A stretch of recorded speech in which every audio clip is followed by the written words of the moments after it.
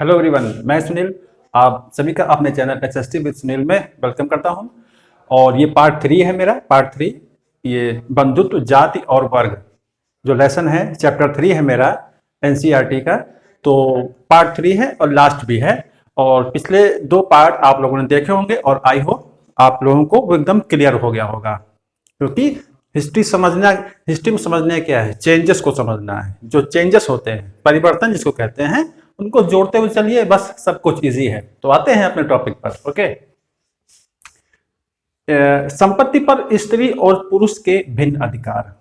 संपत्ति पर ये पुरुषों के क्या अधिकार थे और महिलाओं के क्या अधिकार थे, उन पर बात करना है। लेकिन सबसे पहले दूध कीड़ा में जब पांडव लोग अपना सब कुछ गंवा बैठे थे, राजपाट सब कुछ ये लोग हार चुके थे, अंत में द्रौपदी को भी दांव पर लगा देते हैं। जैसे कि मैंने यहां पर लिख रखा है, द्रौपदी को यानी कि सहपत्नी द्रौपदी को इन लोगों ने दांव पर लगा दिया।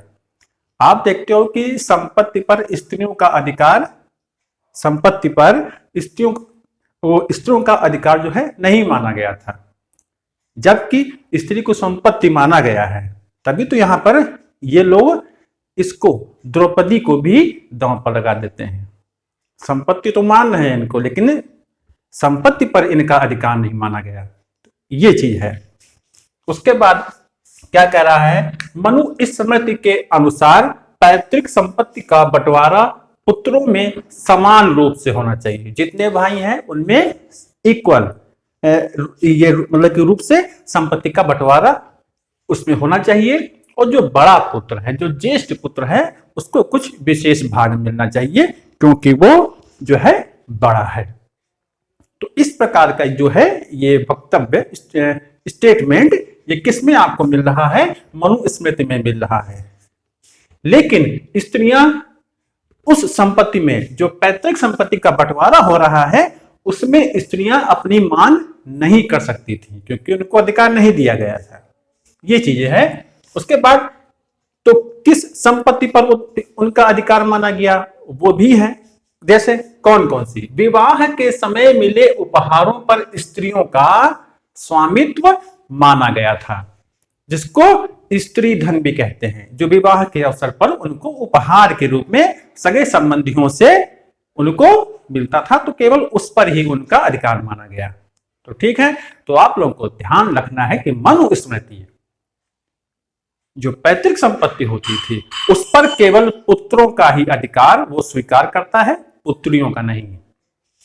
उसके बाद आता है मनुस्मृति स्त्रियों को पति की आज्ञा के विरुद्ध संपत्ति के गुप्त संचय के विरुद्ध भी चेतावनी देती है। मनुस्मृति एक ग्रंथ है, ये स्त्रियों को स्पष्ट रूप से चेतावनी देती है कि आप कोई गुप्त संपत्ति नहीं रख सकती हो अपने पति से छिपा करके। यानी कि पति को विशेष महत्व दिया गया है, क्योंकि पितृ प्रधान समाज की ये एक रूपरेखा है। उस समय पितृ प्रधान समाज चल रहा था, वर्तमान में भी है। तो ये चीजें इसमें बताया गया है। ये सब फैक्ट होता है, इसको आप लोग जरूर लिखेंगे, क्योंकि क्वेश्चन बन करके आते हैं कि कौन सी स्मृति स्त्रियों को पति की आज्ञा के विरुद्ध संपत्ति के गुप्त संचय के विरुद्ध भी चेतावनी देती है। तो वो कौन सी है? मनुस्मृति। आगे चलते हैं। फिर क्या कहता है, वर्ण संपत्ति के अधिकार। जो वर्ण थे और उनकी संपत्ति के क्या अधिकार थे। जैसे संपत्ति पर अधिकार का एक और आधार था, लैंगिक आधार के अतिरिक्त वर्ण भी था। यानी कि जो संपत्ति पर अधिकार है लैंगिक आधार के अतिरिक्त, समझ रहे हो मेरी बात को? स्त्री और पुरुष की बात कर रहा है कि स्त्रियों का किस प्रकार से अधिकार होगा और पुरुषों का संपत्ति पर किस प्रकार से अधिकार होगा। इसके अलावा वर्ण के आधार पर भी संपत्ति के अधिकार को स्वीकार किया गया है। जो ब्राह्मण, क्षत्रिय, वैश्य, शूद्र है, इन लोगों का किस प्रकार की संपत्ति पर अधिकार होगा, वो ये बात कर रहा है। तो आपको ध्यान रखना है, लैंगिक आधार पर भी और वर्ण के आधार पर भी संपत्ति का अधिकार निर्धारित था। कब से कब तक? 600 ईसा पूर्व से 600 ईस्वी तक। ये बिल्कुल नहीं भूलना है आपको।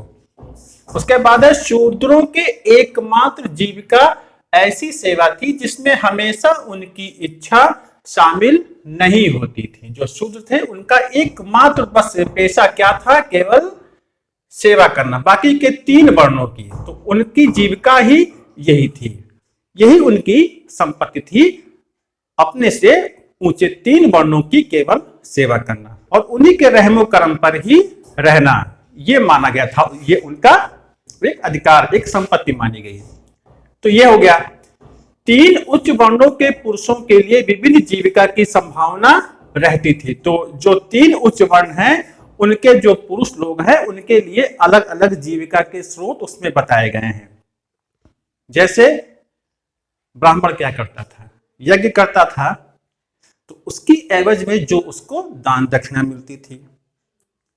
क्षत्रिय क्या थे, देश की रक्षा करते थे, सेना में शामिल होते थे, राजा भी क्षत्रिय होते थे। तो जो सेना होती थी, जो युद्ध करती थी, उनको भी तो वेतन मिलता था या जमीन का कोई भूभाग मिलता था वेतन के रूप में, तो वो उनकी जीविका ही तो हुई।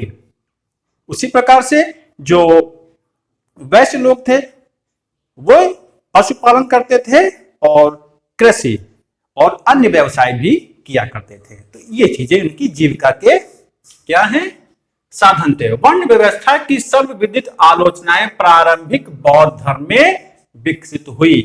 वर्ण व्यवस्था की आलोचना सबसे पहले बौद्ध धर्म में विकसित हुई। बौद्धों ने यह माना कि समाज में विषमता थी, समाज में ऊंच नीच का भेदभाव था, लेकिन ये ना तो नैसर्गिक है ना तो ये प्राकृतिक है, क्योंकि ईश्वर ने या प्रकृति ने वहां से बनाकर नहीं भेजा है कि ब्राह्मण क्षत्रिय वैश्य शूद्र अलग अलग हैं, एक दूसरे में इनका कोई मेल मिलाप नहीं हो सकता, विवाह नहीं हो सकता, सबके अलग अलग अधिकार है। ये नैसर्गिक नहीं, ये प्राकृतिक नहीं, ये बनाया हुआ सिस्टम है और ना ही ये स्थायी है।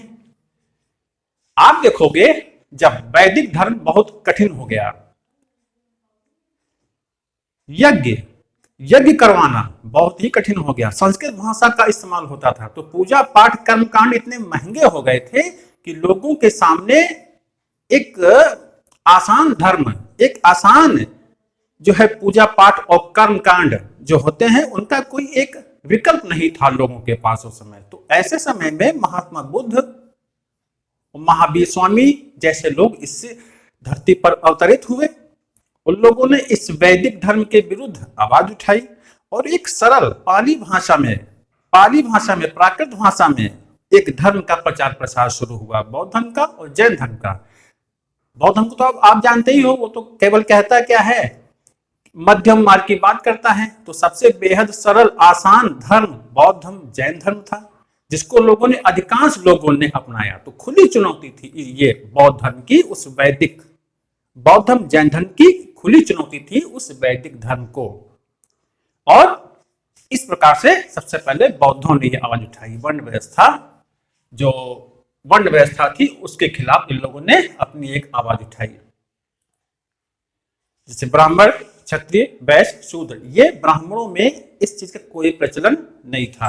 तभी तो जो संघ होते थे, संघ जहां पर बौद्ध भिक्षु लोग रहते थे, उसमें ये नहीं देखा जाता था कि तुम किस वर्ण के हो, सभी को उसमें प्रवेश दिया जाता था, महिलाओं को छोड़ करके। वो तो आनंद के कहने पर महिलाओं को भी प्रवेश दिया जाने लगा था। तो इस प्रकार की बातें हैं।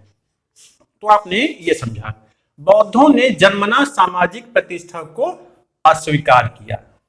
जन्मना बौद्धिक प्रतिष्ठा, जैसे कि मैंने कहा था, ये कर्म पर आधारित होना चाहिए। वर्ण व्यवस्था कर्म पर आधारित होनी चाहिए, ना कि जन्म पर, ना कि जन्म पर, जैसा कि बौद्धों ने इसको अस्वीकार कर दिया था सीधे तौर पर।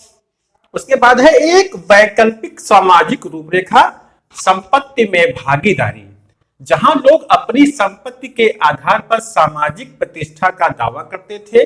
दूसरी ओर वह स्थिति जहां दानशील आदमी का सम्मान किया जाता था तथा कृपण कंजूस व्यक्ति घृणा का पात्र होता था। ठीक है, जिनके पास संपत्ति बहुत होती थी वे सामाजिक प्रतिष्ठा का दावा करते थे कि हम प्रतिष्ठित लोग हैं। जैसा कि वेदों में मिलता है, जिस व्यक्ति के पास बहुत सारे जो है पशु या जानवर होते थे वो उतना ही प्रतिष्ठित माना जाता था। तो बाद के समय में भी यही हुआ, जिसके पास जितना अधिक भूभाग जितना अधिक उसका व्यवसाय फैला होगा उसको उतना ही प्रतिष्ठित माना गया था। तो ये करते हैं, और ये भी बात मिलती है कि जो दानशील आदमी है उसको सम्मान मिलता था। ये तो आज भी मिलता है, जो दानशील जो प्रवृत्ति के लोग हैं उनको लोग बहुत सम्मान देते हैं, जो कंजूस प्रवृत्ति के लोग हैं उनको लोग घृणा की निगाह से देखते हैं, कहते हैं ये तो बड़ा कंजूस है। ठीक है, तो एक तो ये बात हो गई। उसके बाद तमिलकम ऐसा ही क्षेत्र था जहां उपरोक्त आदर्शों को संजोया जाता था, यानी कि दानशील का सम्मान होना और कृपण व्यक्ति घृणा का पात्र होता था। यह तमिलकम प्रदेश में था। तमिलनाडु, कर्नाटक, केरल के भूभाग को मिलाकर के तमिलकम कहलाता था। वहां पर यह विचारधारा फैली हुई थी। उसके बाद बता रहा है धनी और निर्धन के बीच विषमताएं थी। जो गरीब थे, निर्धन थे, उनके बीच विषमताएं थी, जैसा कि आज भी है, वर्तमान में भी। जो पैसे वाले लोग हैं, जो गरीब जो लोग हैं, उनके बीच आज भी एक खाई बनी हुई है और कभी भरना भी नहीं है। ये संघर्ष, वर्ग संघर्ष चलता ही रहेगा। उसके बाद संसाधनों के मिल बांट कर उपयोग किए जाने की अपेक्षा की जाती थी। संसाधन, जिन लोगों का संसाधनों पर अधिकार होता था, उनसे ये उम्मीद की जाती थी कि वे अपने से नीचे तबके के लोगों के साथ मिलजुल कर उन संसाधनों का प्रयोग करें, तभी समाज में समरसता आएगी, समाज उन्नति करेगा, तरक्की करेगा। क्योंकि पूंजीपति वर्ग, श्रमिक वर्ग, इन दोनों का सहयोग होना बहुत जरूरी है। ठीक है, आगे सामाजिक अनुबंध सुत्त पिटक में वर्णित है ये कथा। सभी जानते हैं बौद्ध धर्म के कौन कौन से वो ग्रंथ हैं, साहित्य हैं। सुत्त पिटक, विनय पिटक, अभिधम्म पिटक। तो सुत्त पिटक का ये लिया गया है कि ये सामाजिक समझौता अनुबंध क्या है, social contract. What is social contract? Social contract है कि जब राज्य नाम की संस्था नहीं थी, सरकार नाम की कोई एक संस्था नहीं थी, तो क्या था? एक प्राकृतिक माहौल था, एक मतलब कि प्रकृति थी, लोग रहते थे वहां पर आपस में मिलजुल करके, खुशनुमा माहौल हुआ करता था। तो ये सामाजिक समझौता किस बात का? वो ये कि बीते समय में कुछ ऐसे लोग भी उस समाज में जन्म लिए जो कि महत्वाकांक्षी टाइप के थे, जो अन्य की अपेक्षा ज्यादा तेज सोच विचार वाले लोग थे। तो उन लोगों ने क्या किया कि दूसरों के अधिकारों को छीनना शुरू किया। दुष्ट प्रवृत्ति के लोग जो केवल अपना भला देखते हैं, स्वार्थी किस्म के लोग जब समाज में पनपने लगे, तो क्या हुआ कि लोग एक दूसरे के अधिकारों को छीनने के लिए आतुर हो गए, अधिकारों को छीनने लगे, संपत्ति पर अधिकार करने लगे, तो माहौल बिगड़ गया। तो उस बिगड़े हुए माहौल में जब वो माहौल बहुत दिन तक चला तो परेशानी का सामना सबको करना पड़ा। तो इसकी वजह से क्या हुआ कि समाज के कुछ कहते हैं वे पुरुष जो समझदार लोग थे, उन लोगों ने एक समझौता किया कि आओ आपस में मिलकर के हम लोग समझौता कर लें। ये लड़ाई मारपीट मारकाट कब तक चलती रहेगी? तो उन लोगों ने एक समझौता किया कि हम लोग अपने में से कुछ व्यक्तियों को चुनेंगे और उनको अपनी शक्ति सौंप देंगे, और वे लोग हमारे लिए कानून बनाएंगे, नियम बनाएंगे और हम उसको फॉलो करेंगे। और यहाँ तक कि जो हमारे लिए वो नियम कानून बना रहा है वो भी इसको फॉलो करेगा, वो भी इसके दायरे में आएगा। तो ये जो समझौता हुआ, यही से राज्य संस्था, सरकार संस्था का जन्म होता है। यही कहलाता है सोशल कॉन्ट्रैक्ट, जिससे समाज में एक शांति का माहौल स्थापित हुआ। जो बुरे कर्म करते थे, जो स्वार्थी लोग थे, जो लोगों को परेशान करते थे, उनको दंड दिए जाने की भी शुरुआत हुई। तो ये सामाजिक समझौता है समाज को बनाए रखने के लिए। ये सुत्त पिटक में मिलता है। साहित्यिक स्रोतों का इस्तेमाल, ग्रंथ विश्लेषण के अनेक पहलू हैं। कोई भी किताब हो उसका जो है जो विश्लेषण किया जाता है कि ये किस टाइप का ग्रंथ है। जैसे महाभारत की बात है, जैसे ग्रंथ किस भाषा में लिखा गया है, ये भी विश्लेषण का एक पहलू होता है। किस भाषा में लिखा गया है, पाली भाषा में लिखा गया है कि प्राकृत भाषा में लिखा गया है कि तमिल भाषा में, जो कि आम लोगों की भाषा थी, अथवा संस्कृत भाषा जो कि पुरोहितों की भाषा थी और खास वर्ग की भाषा थी। संस्कृत भाषा खास वर्ग, पुरोहित वर्ग, ब्राह्मण वर्ग के लोगों के द्वारा बनाई गई। अपने आप को समाज से थोड़ा सिस्टमैटिक ढंग से अलग रहने की एक इनकी पॉलिसी थी कि हम लोग अपनी भाषा बनाएं, अपना सिस्टम बनाएं, जिस पर हमारा एक नियंत्रण हो, हमारा एक कंट्रोल हो, एक श्रेष्ठ भाषा ही मानी जाए। तो उस प्रकार से ही उनकी भाषा मानी गई। इसके बाद है ग्रंथ का प्रकार क्या है, किस प्रकार का ग्रंथ है। ये मंत्र ग्रंथ है, मंत्र जो पढ़े जाते हैं, सुने जाते हैं। और दूसरा ये कथा ग्रंथ है, स्टोरी बुक है, जो कि सुनाई जाती थी, लोग सुनते थे। ये भी एक विश्लेषण का तरीका है किसी भी किताब का। लेखकों के दृष्टिकोण एवं विचार क्या थे, जो उस किताब में हमको पढ़ने को मिलते हैं। भाषा एवं विषय वस्तु, भाषा क्या है और उसकी विषय वस्तु क्या है, उस किताब की कहानी क्या है, स्टोरी क्या है, वो क्या कहना चाह रही है। महाभारत का जो पाठ इस्तेमाल हम कर रहे हैं वो संस्कृत भाषा में है, लेकिन वो संस्कृत भाषा जो वेदों में इस्तेमाल हुई है, जो प्रशस्तियों में इस्तेमाल हुई है, प्रशस्ति में इस्तेमाल हुई है, वो उससे बहुत अलग है। महाभारत की संस्कृत आसान है। आसान क्यों? ताकि अधिकांश लोगों के द्वारा वो समझी जा सके। ठीक है। उसके बाद महाभारत की विषय वस्तु के दो शीर्षक आपको मिलेंगे। एक है आख्यान, जिसमें कहानियों का संग्रह होता है।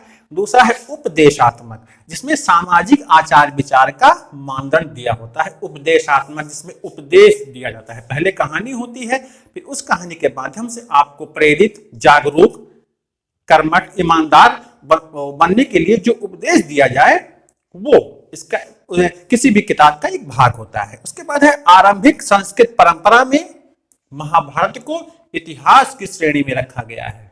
ये इतिहास की श्रेणी में आता है महाभारत, जिसका अर्थ है ऐसा ही था। इतिहास का मीनिंग यही होता है, ऐसा ही था। ऐसा ही था हो सकता है एक अनुमान हो सकता है कि रियल में ऐसा हो। जैसे कि मिडाइवल हिस्ट्री है, मॉडर्न हिस्ट्री में तो ऐसा ही था, अगर हम देख के चले तो वाकई में ऐसा ही था। लेकिन जैसे सिंधु घाटी की सभ्यता में भाषा तो नहीं पढ़ी जा सकी है, पुरातात्विक चीजें मिली हैं, तो हम केवल अनुमान ही तो मतलब लगाते हैं कि ऐसा ही था। हो सकता है गलत भी हो सकता हो।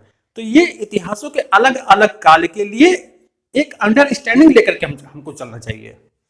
उसके बाद है, क्या सचमुच हुए युद्ध का स्मरण किया जा रहा था कि महाभारत में कौरव पांडव के बीच में जो युद्ध हुआ है, क्या वाकई में हुआ था? क्या इसकी सही में इसके बारे में कोई कल्पना की जा रही थी कि वाकई में हुआ था, या कोई एक कल्पना थी लोगों को एक समाज में एक ज्ञान पहुंचाने की, नॉलेज पहुंचाने की, समाज को संगठित करने की कि मत लड़ो, जैसे कौरव पांडव लड़े हैं, किसी को कुछ नहीं मिला, सब बर्बाद हो गया। तो ए भाइयों, अगर आपस में लड़ोगे तो यही हाल होगा। तो हो सकता है ये कहानी हो, समाज को बनाए रखने के लिए, समाज को सुधारने के लिए हो सकता है। गलत नहीं कह सकते हम कि नहीं है। इसकी पुष्टि किसी और साक्ष्य से नहीं होती है कि जो युद्ध हुआ था। देखिए, कभी कभी क्या होता है, जो इतिहास लिखा जाता है उसकी प्रामाणिकता सिद्ध कब होती है, जब दूसरे साक्ष्य से भी वो चीज मिल जाए। जैसे ह्वेनसांग के बारे में कहा जाता है कि चीन से भारत देश में आए थे। ये चीनी साहित्यों में भी मिलता है और भारतीय साहित्य में भी मिलता है। केवल चीनी साहित्य में मिलता तो हम विश्वास नहीं कर सकते थे, तो हम अधर्म रहते कि था नहीं था। अब साक्ष्य मिल गया है अन्य भाषाओं में भी, तो हमको मानना पड़ेगा कि वाकई में वो था। लेकिन महाभारत के का कोई अन्य साक्ष्य नहीं मिलता है, तो एक कंफ्यूजन है। उसके बाद से नहीं होती। उसके बाद है लेखक, एक या कई और तिथियां। जो भारत की बात हो रही है, इसके कई लेखक रहे हैं, एक था या कई थे, ये भी कंफर्म नहीं है। जैसे अर्थशास्त्र जो किताब है, जिसको कहते हैं कौटिल्य के द्वारा लिखी गई, हम लोग बोलते हैं ना सब बहुत जल्दी से, लेकिन एक्चुअल में वो किताब कौटिल्य ने लिखी, लेकिन केवल कुछ अंश लिखे थे। आपको ये ध्यान रखना है, स्पेशली पूरी किताब इनके द्वारा नहीं लिखी गई, ये अलग अलग कालखंडों में लिखी गई, उसके कुछ अंश इनके द्वारा लिखे गए हैं, कौटिल्य के द्वारा। तो यहां महाभारत की बात कर रहा है। ग्रंथ किसने लिखा, महाभारत किसने लिखा, इसके कई उत्तर हैं। संभवतः मूल कथा के लेखक भाट, सारथी, सूत लोग हुआ करते थे। भाट, सारथी, सूत थे जो क्षत्रिय योद्धाओं के साथ युद्ध क्षेत्र में जाते थे। तो सबसे पहले ये प्रमाण मिलता है कि इस कथा के, महाभारत कथा के मूल लेखक भाट सारथी थे। लिखेंगे फैक्ट, मोस्ट इंपॉर्टेंट फैक्ट, जो क्षत्रिय योद्धाओं के साथ युद्ध में जाया करते थे, जो देखा करते थे वही चीज वो अपने नोट आउट किया करते थे। तो ये भी माना गया है। उसके बाद आप देखोगे, ये हो गया, इतना समझ में आया होगा आपको। इनका प्रेषण मौखिक रूप में हुआ। अंत में ये लिखा गया कि इनका प्रेषण हुआ, समाज में कैसे फैला, मौखिक रूप से, स्टोरी के रूप में ये लोगों के सामने यानी कि पहुंचा। मैंने क्या होता है, आख्यान के माध्यम से ये आगे पहुंचा। और 5वीं शताब्दी ईसा पूर्व में ब्राह्मणों ने इसे लिखा, यानी कि ब्राह्मणों ने इस पर लेखन कला पर अपना अधिकार कर लिया और इसको लिखा ब्राह्मणों ने। कब लिखा? 5वीं शताब्दी ईसा पूर्व में ब्राह्मणों ने लिखा। 200 ईसा पूर्व से 200 ईस्वी के बीच इसका एक और चरण दिखा, जब भगवान श्री कृष्ण को वैष्णव का अवतार माना गया, जब वो वैष्णव काल था। तो वैष्णव काल में भी इसका एक चरण देखा जाता है, किसका? महाभारत का। इस काल में भी लिखा गया। और 200 से 400 ईस्वी के बीच मनुस्मृति से मिले बृहद उपदेशात्मक प्रकरण इसमें जोड़े गए हैं। जो मनुस्मृति के द्वारा उपदेश थे वो भी इसमें जोड़े गए हैं, यानी कि बहुत चीजें इसमें इंक्लूड की गई हैं, जोड़ी गई हैं। वर्तमान में इसमें क्या है, 1,00,000 श्लोक हैं। साहित्यिक परंपरा में रचयिता, जो साहित्यिक परंपरा में जो इसके रचयिता माने जाते हैं महाभारत के, वो है ऋषि व्यास। ठीक है। उसके बाद है सादृश्यता की खोज, कि जैसा कि महाभारत में दिखाया गया है, क्या अन्य किताबों में भी ऐसा दिखाया जाता है? बिल्कुल दिखाया जाता है। इस ग्रंथ में अन्य किताबों की तरह युद्धों, वनों, महलों, बस्तियों का चित्रण किया गया है। ठीक है। अन्य किताबों से अगर हम इसकी तुलना करेंगे तो बहुत चीजें इसमें जो है आपस में मिलती जुलती हैं, स्टोरीज। उसके बाद है 1951-52 में बीबी लाल, एक पुरातत्ववेत्ता थे, आर्कियोलॉजिस्ट, के द्वारा हस्तिनापुर गांव में, जो कि मेरठ में पड़ता है, वहां पर उत्खनन कराया गया। क्या वाकई में वो हस्तिनापुर जो गांव है, क्या वाकई में वहां पर हस्तिनापुर था? कन्फर्मली हम ये नहीं कह सकते हैं, लेकिन ये गंगा यमुना द्वार के क्षेत्र में पड़ता है, तो ये अनुमान सही है कि यहीं पर था ये हस्तिनापुर। उसके बाद 5 स्तरों का साक्ष्य यहां से मिलता है। जब खुदाई हुई है 5 स्तरों का साक्ष्य इसमें मिलता है, ऐसे ऐसे करके, जैसे 5 साक्ष्य, 1 2 3 4 5। तो हर स्तर की मतलब की खुदाई हुई और हर स्तर पे कुछ ना कुछ मिला। सबसे ज्यादा इंपॉर्टेंट इसमें कौन कौन से स्तर हैं आप देखोगे। दूसरा स्तर सबसे इंपॉर्टेंट था, जो 12वीं से 7वीं शताब्दी ईसा पूर्व तक था। और इस सतह में हमको क्या क्या मिला? मिट्टी की दीवारें मिली हैं और कच्ची ईंटें मिली हैं। दीवारें ऐसी संकंडे जो होते हैं, जैसे मान लो लकड़ी लिया, उसको खड़ा कर दिया और सब मिट्टी का लेप चढ़ा दिया, इस प्रकार की दीवारें मिलती हैं और कच्ची ईंटें भी मिलती हैं। कौन से स्तर से? दूसरे स्तर से। तीसरे स्तर से क्या मिल रहा है? 6वीं से 3वीं शताब्दी ईसा पूर्व तक का इसका समय था। इस समय के घर जो बनते थे वो कच्ची ईंटों से भी बनते थे और पक्की ईंटों से भी बनते थे। किस स्तर से मालूम चला? तीसरे स्तर से। नालियां भी मिली हैं और वलय, घुमावदार कुएं भी मिले हैं। कहां से? तीसरे स्तर से, जब हस्तिनापुर की खुदाई हुई थी। द्रौपदी का पांडवों से विवाह के संबंध में लोगों की अलग अलग राय इस किताब में देखने को मिलती है। किसमें? महाभारत में। कि द्रौपदी का जो विवाह हुआ था वो बहुपति विवाह में आता है, बहुपत्नी नहीं, बहुपति विवाह में। तो ये किस ओर संकेत करता है? इसके बारे में भी लोगों की अलग अलग राय है। वो राय क्या क्या है? अलग अलग राय। यह प्रथा विशिष्ट वर्ग में थी। कुछ लोगों का मानना है कि यह विशिष्ट, जो विशेष लोग थे, ये प्रथा उसमें प्रचलित थी। ये हिमालय क्षेत्र में प्रचलित थी, ये भी माना जाता है। एक वहां का एक रिवाज था, प्रथा थी। युद्ध के कारण स्त्रियों की कमी, क्योंकि जो आए दिन वहां पर युद्ध होते थे, जो युद्ध हुए थे उसमें बड़े पैमाने पर लोग जो है मारे जाते थे, जिसकी वजह से क्या होता था? स्त्रियों की संख्या जो है कम पड़ गई। युद्ध के कारण स्त्रियों की कमी, स्त्रियों की संख्या कम पड़ गई। तो इसकी वजह से बहुपति प्रथा को समर्थन दिया गया, बढ़ावा दिया गया। हालांकि ऐसे साक्ष्य बहुत कम मिलते हैं। बहुपत्नी प्रथा को तो मिलता है, बहुपति के बहुत कम ही साक्ष्य मिलते हैं इतिहास में। एक गतिशील ग्रंथ, ये अंतिम लास्ट पॉइंट है। महाभारत का जैसे कि आपने पढ़ा एक गतिशील ग्रंथ रहा है। गतिशील ग्रंथ माने इसमें हर काल में अलग अलग लोगों ने इसमें अपने अपने जो है अनुभवों को शामिल किया गया, अलग अलग भाषाओं में इसको लिखा गया, यहां तक कि चित्रों के माध्यम से नाटकों के माध्यम से भी महाभारत आपके सामने पेश हुआ। देखते होंगे आप लोग कि जो नाटक होते हैं, जो प्ले होते हैं, उसमें महाभारत के बहुत सारे अंश व्यक्त किए जाते हैं, बताए जाते हैं। तो हम लोग चित्रों के माध्यम से भी, नाटकों के माध्यम से भी इस चीज को देखा करते हैं और आज भी हम देख रहे हैं। जैसे कि सीरियल में भी आता है, टीवी वगैरह में भी आता है महाभारत की कथा। तो इस प्रकार से ये एक गतिशील ग्रंथ रहा है, एक गतिशील कहानी रही है, जो चली आई है, चलती ही है और चल ही रही है। तो ये था मेरा आज का टॉपिक, पार्ट 3 आज खत्म होता है। मिलते हैं आपको नेक्स्ट वीडियो में। कमेंट बॉक्स खुला है, जरूर कमेंट करें और सब्सक्राइब करें। Thank you.